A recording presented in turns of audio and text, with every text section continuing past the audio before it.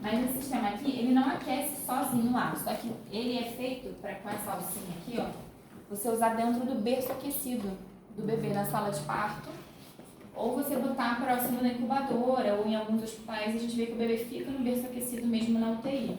Então, quando ele fica no ambiente aquecido, esse frasco vai estar aqui dentro, e ele vai estar dentro do bercinho aquecido, então ele pega o aquecimento do berço. Por isso que eles dizem que a gente não precisa de energia elétrica. Mas se você está num ambiente que é muito frio, você precisa ter alguma fonte de aquecimento. Tá? Pelo que eu entendi até agora também, do que eu vi manual, mas assim, eu não vejo aqui uma fonte de aquecimento direta para isso aqui, porque o ideal é que você fique próximo da temperatura corporal, de 35 a 37 graus, essa aguinha aqui.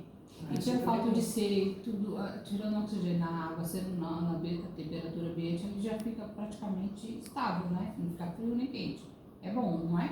Mas com a entrada de oxigênio ele não dá Não uma dá uma esfriada. Então, ele só aquece porque ele fica no berço aquecido do bebê. Mas aí, teoricamente, então, se ele estiver fora do berço, ele não vai funcionar. Não vai aquecer. Ele pode até umidificar porque vai passar aqui perto da água. Algum grau. Né? Mas o correto é que ele faça. E mesmo se você coloca... E Exatamente. mesmo que você coloque a água na temperatura, ela vai esfriar por conta da água que vai entrar. Então, assim, o que a gente vê como vantagem também disso é que... Eu tô te questionando para Claro. poder saber depois responder os médicos, que se eles me questionarem isso. Porque as pessoas vão questionar Vão me isso, questionar. porque você vê que eles usam muito na propaganda essa questão de não precisa de energia elétrica. Então, assim, ok, não precisa para botar para funcionar, mas para funcionar corretamente, aquecer você tem que ter uma fonte de aquecimento. É um ponto, assim. E, para mim, na minha prática, o que é muito interessante? Principalmente para o transporte desse bebê, da sala de parto até o UTI. Porque quanto antes você começa o CPAP, menos esse pulmão piora. O bebê nasceu prematuro. Esse pulmão ele começa a inflamar nas primeiras horas de vida. Saiu do ambiente uterino ali. Ele começa a entrar em contato com o ar. É um pulmão que não está pronto para respirar, porque é um pulmão prematuro. E aí ele começa todo um processo inflamatório se você deixa ele ficar fechado. Então o CPAP, né, ele estabiliza e mantém o pulmão aberto. Só que se você não tem um cilindro de oxigênio para fazer o transporte, você vai transportar para a UTI com oxigênio concentrado. E aí o oxigênio também faz mal para o pulmão. Então a grande vantagem na minha visão é você conseguir misturar e dar uma concentração baixa de oxigênio sem precisar do ar comprimido acoplado. Quanto que vocês usam no RM de oxigênio? Para iniciar o protocolo de reanimação para os prematuros é iniciar em 30%. Então, para reanimação. Quantos litros? Ah, de fluxo? De fluxo. O fluxo em torno de 8 a 10. Você pode ir de 6 a 10. Para a sala de parto, 10. Para o ambiente da UTI, mais 6 a 8. Porque aí o fluxo é o que vai fazer gerar bolha, né? E a concentração é o que vai determinar a concentração de oxigênio dentro desse gás que está passando. Então são 3 componentes, né, que a gente vai regular aqui. O fluxo de ar, que é a quantidade de ar que está vindo, que vai gerar bolha, que vai gerar pressão e que vai fazer o bebê respirar com menos esforço. A concentração de oxigênio desse ar. Então, dentro desse fluxo, o fluxo pode ser, né, de 6 até 10.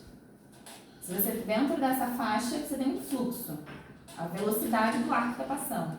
E dentro dessa velocidade desse ar, dentro desse mesmo fluxo, você pode ter concentrações diferentes de oxigênio. E o que determina isso? O quanto de oxigênio que entra, o quanto de ar ambiente que entra. Que vai ser misturado ali para gerar esse fluxo. Então é isso que a gente vai ver. Aí o que vai determinar o fluxo? Quanto a gente bota? Mais ou menos o borbulhar daqui do frasco, tem que borbulhar. E também o desconforto do bebê, respiratório, né? Quanto mais alto, quanto maior o desconforto, a gente aumenta um pouco o fluxo. O que determina o quanto de oxigênio que a gente vai botar? A saturação do bebê, que vai ver no oxímetro ou na coloração. Se o bebê não está roxinho, né, para ele poder ficar rosa, e se tiver o oxímetro de pulso, você vai ver a saturação que a gente quer, uma saturação ali entre 90 e 95. Aí eles vão, no treinamento, eles gostam também de faixas diferentes para idades diferentes de bebês, né?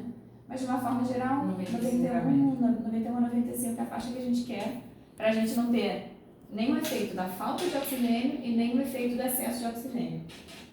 Então, e aí a outra coisa que a gente vai determinar é a pressão expiratória, que é a CPAP, né? Que é o que chama, a pressão contínua nas vias aéreas. Então, Então a CPAP ela é uma pressão expiratória, que joga para dentro das vias aéreas, para manter essa via aérea aberta. Para o bebê, quando ele respira, né, você vê quando ele está com desconforto, ele fica... porque a gargantinha dele está fechando, então ele está fazendo esse movimento com a corda vocal para tentar manter a gargantinha aberta ali. Por isso que ele faz a gemência, que a gente chama. Então, o que o CPAP faz? Ele joga esse fluxo de ar para dentro para abrir e manter essas vias aéreas abertas e aí conseguir manter essa pressão até os pulmões. E aí, como que a gente determina essa pressão? Aqui nesse frasco, que é quanto, tá vendo esse pedaço aqui? O quanto que esse pedaço vai ficar dentro d'água, que a gente chama de centímetros de água. Então, a cada centímetro que você coloca mais para dentro da água, maior essa pressão. Esse eu não tinha entendido. Então essa aí também eu vou ver. Mas por que ela fica empurrando esse negócio pra dentro? Isso, porque aí quanto mais fundo ele tá, maior vai ser a ajuda pro bebê. Porque o ar ele vai estar entrando aqui.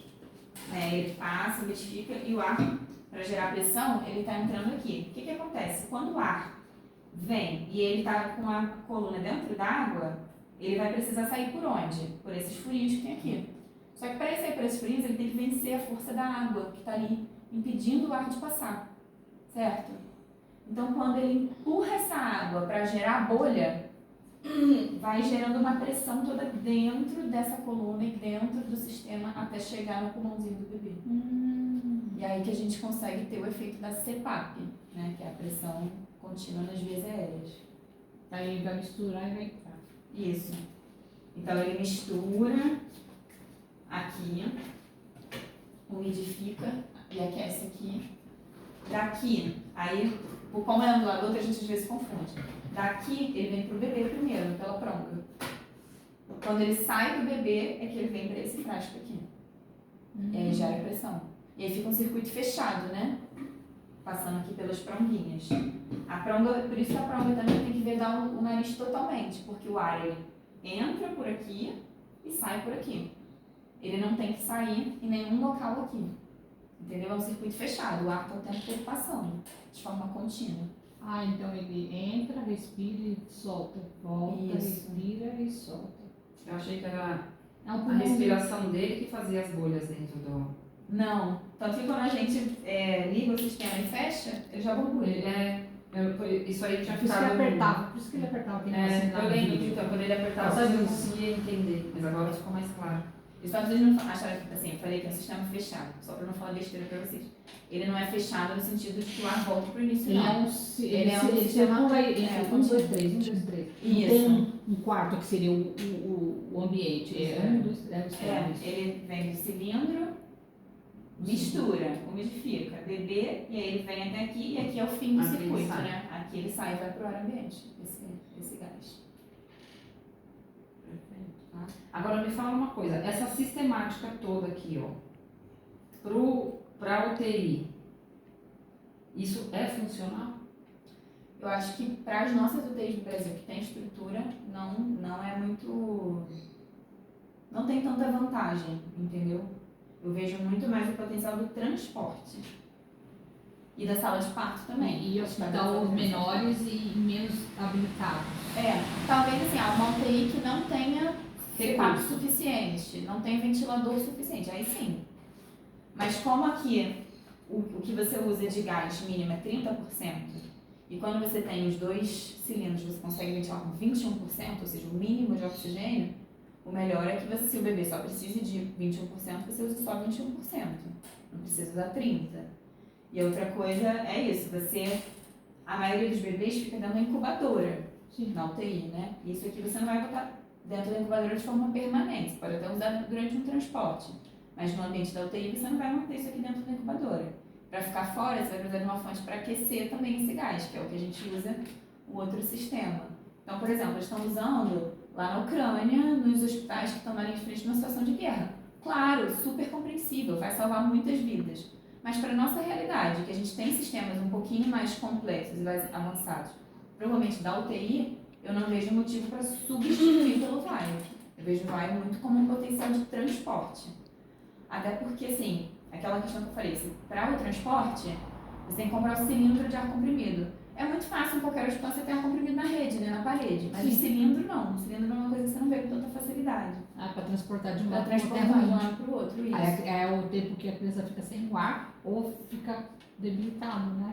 Sim. Ah, entendi. E é muito frequente essa translado? Sim, porque o bebê nasce. Aí você estabiliza na sala de parto, Que é o CPAP. que é o CPAP. Boa. Estabiliza, reanima. Ah, ficou bem no CPAP? Ficou. Então agora a gente vai pra UTI. Pra chegar Daí- na UTI, você tem que transportar ele nesse sistema. Então toda a empresa, toda a maternidade tem que ter, Tem que ter algum sistema de transporte. é. que seria o CPAP. Sim. Boa. É, só tô... Na minha realidade, eu trabalho no hospital universitário, trabalho no Hospital da UERJ, no Rio de Janeiro. Lá a gente tem todos os equipamentos, só que mesmo assim, por que eu fiquei tão interessada nele? Porque mesmo tendo tudo, quando eu chego lá e falo, vou montar aqui cilindro de ar comprimido para o transporte, na UTI não tem problema, o meu CPAP funciona muito bem. Mas no transporte, eu sempre esbarro com os problemas. A bala de ar comprimido está vazia, ou a bala de ar comprimido está vazando, ou o blender que mistura não está bem balanceado em termos de pressão, então ele fica fazendo um barulho absurdo, que é um apito que ele faz para dizer que então ele fica assim, como é que eu vou botar um aparelho fazendo esse barulho numa sala de parto, com uma gestante, com uma equipe Preocupada de já. obstetrícia, já é um ambiente estressante, né? Então, assim, e ainda mais porque quando ele está apitando, ele não está bem balanceado, então não tem garantia do que eu estou fazendo. Então, várias vezes assim, eu monto tudo, não funcionou, então eu transporto só com oxigênio. Aí a gente vai frustrado, porque aí você dá mais 15, 20 minutos de oxigênio puro para um bebê que não precisava.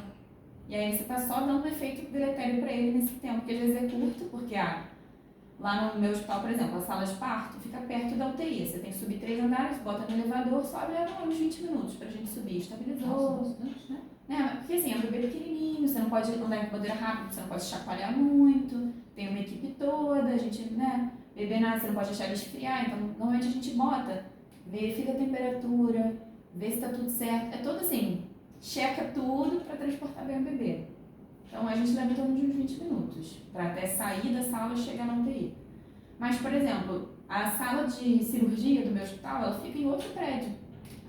Então, se é uma mãe que tem uma condição pior, vai operar, uma mãe que tem problema cardíaco, não tem como fazer no meu centro obstétrico, porque lá é só para gestante, assim, para partos menos complexos.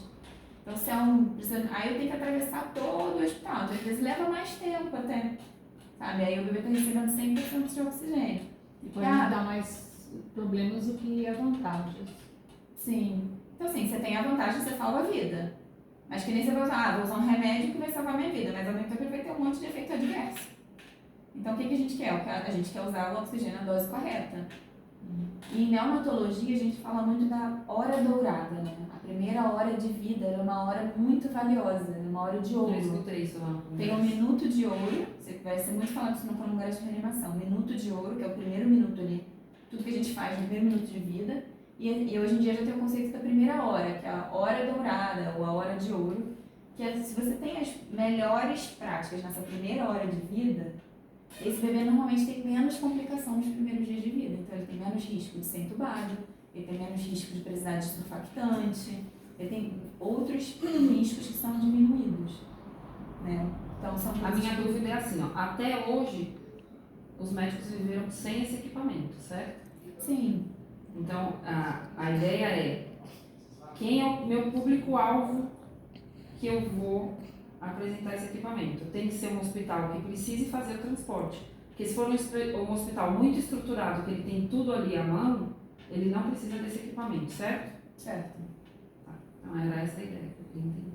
Eu acho que assim, como comercial, uma outra vantagem é comparar o custo. A gente por isso que eu falou preciso sempre que ainda anotar. não tem um preço, É né? o preço do que mesmo? Deixa eu anotar porque minha memória O ar é comprimido, péssima. ar Ar comprimido. Mas ele tem que ter. Todo hospital tem um cilindro pequeno assim, desse tamanho? Normalmente é de 5 litros, né, para É um transporte. Tem, pouquinho né? maior. Então todos têm. Sim. É o que eu falei. De Todo mundo oxigênio, sobreviveu sim. até De oxigênio, hoje sim. sem o CPAP. Sim. Porque esse CPAP só precisa do oxigênio, certo? Certo. Não precisa do ar comprimido. E aí no outro equipamento que você normalmente tem, precisa desse Do ar comprimido. dois itens, que é o comprimido e o oxigênio. Para poder transportar. Para poder transportar. E tem uma coisa, que precisa de tomada. A maioria dos CPAPs que tem, eles são ligados na rede de força.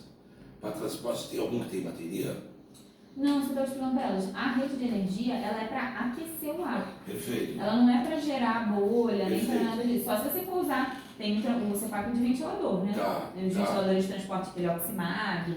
Você pode ter CPAP nele, mas não é CPAP bolhas também. Então dá para fazer. É que aí esse tá? daqui, Mas- Cássio, a gente tem a deficiência que é a água, ela só vai aquecer quando ela estiver dentro Do berço. de um berço. Se ela estiver fora, mesmo que ela coloque a água na temperatura necessária, que é 35, as bolhas, o ar, a hora que entrar, ele vai esfriar a água. Tá. Então ele fora do ambiente, ele não funciona. Ele tem que estar dentro do berço. Ele tem que estar dentro do berço. E isso, você vai só transportar e ele tá ligando o berço, 20 minutos, você vai Tudo passar, bem, aí não vai ok. perder tanta temperatura, mas você não pode deixar 12 horas, 6 horas, sabe? Sem nenhuma fonte de aquecimento dessa água. Você falou uma coisa que eu ia perguntar. Por exemplo, quanto tempo a criança pode ficar dentro com esse processo de CPAP? Fica muitos dias. Dias. Muitos dias.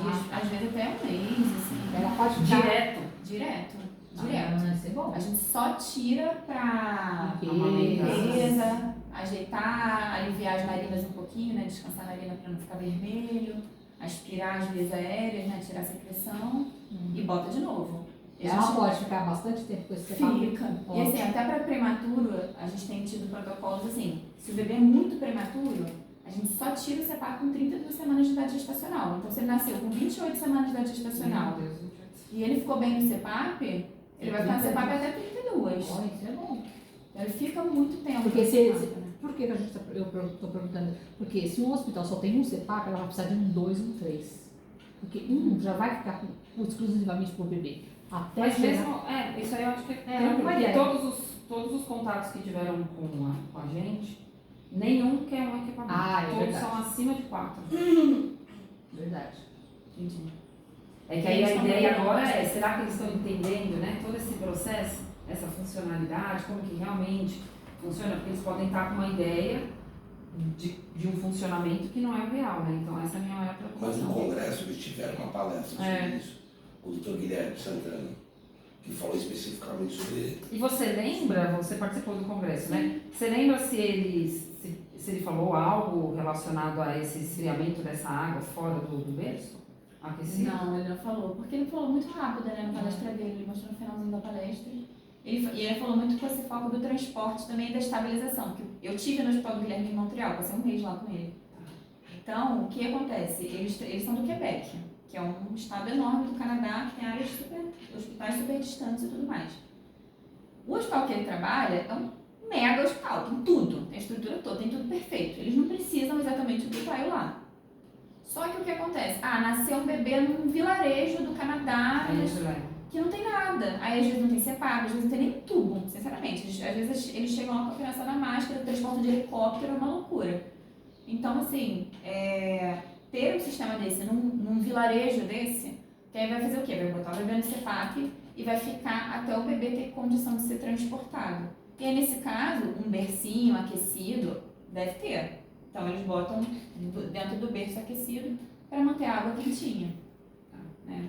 Mas Porque, aí assim, também até- entra recurso do governo, né? Aí não é Sim. algo que a Porque gente... até realmente, aonde eu entendo, e isso aqui não gera nenhum aquecimento, isso aqui é só para mas não gera calor. né? É Só impressão para assim, ser, né? para ser o suporte, né? Na verdade, então, eu tô até pensando aqui. Já tá querendo já criar um negócio para aquecer. Eu vou fazer uma Uma concorrência. garrafinha térmica.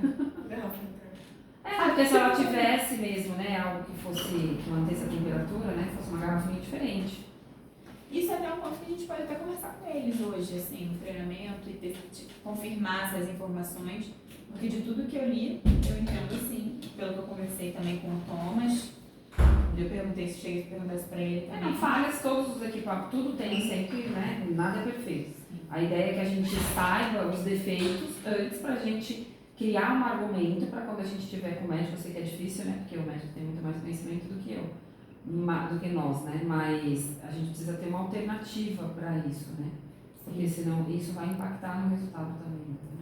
E o que eu vejo que acontece muito aqui no Brasil? Muitos hospitais ou só tem isso, de não ter como misturar o ar, ou às vezes eles não têm nenhum sistema de CPAP para transporte. Eles têm só na UTI. Acho que o foco Então o que, que eles fazem? é- Eles transportam o bebê no ambu. Aqui, ambuzando. Ah, já vi. Ou eles entubam e levam para a sala de parto para depois passar entubado. E aí isso agrava muito a condição do bebê. O ambu é muito ruim para o bebê, porque ele não mantém a via aérea aberta. Ele abre e fecha, abre e fecha, Dá abre uma e fecha. constância, né? Então, eu acho que o foco pode ser assim, os hospitais que não têm um sistema de transporte para CPAP, ou hospitais realmente muito distantes que não têm nenhum sistema de CPAP.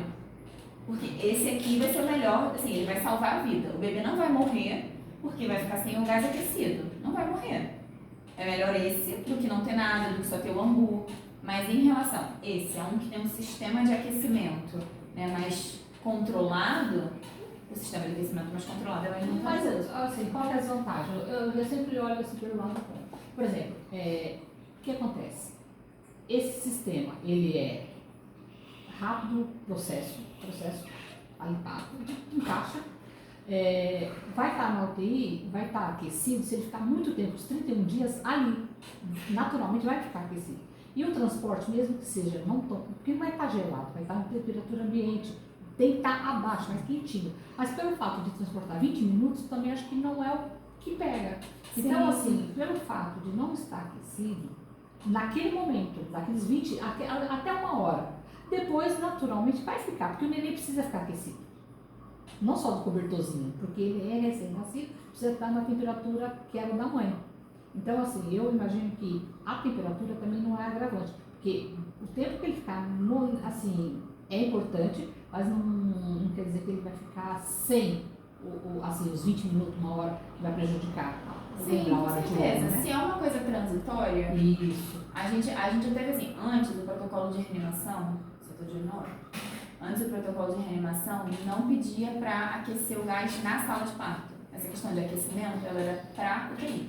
Hoje em dia já está no protocolo de reanimação. Mas, por exemplo, no meu hospital a gente não tem condição de aquecer na sala de parto. Então a gente faz frio, transporta frio, quando chega na UTI a gente bota no sistema que aquece. O problema é que realmente, se o bebê fica muitas horas sem nenhuma fonte de aquecimento aqui, esse gás interfere até na temperatura corporal do bebê. Sim. Então é mais um fator para esfriar o bebê que já tem tendência a esfriar. Sim. Entendeu? Vai do bom senso, né? Porque sabe que o bebê precisa ficar aquecido. O melhor é dentro do bercinho, né? E o que eu vejo de muita vantagem é como isso aqui é mais fácil e mais prático do que os sistemas que a gente tem atualmente. É muito fácil, né? Muito bom? Obrigada. Não, obrigada.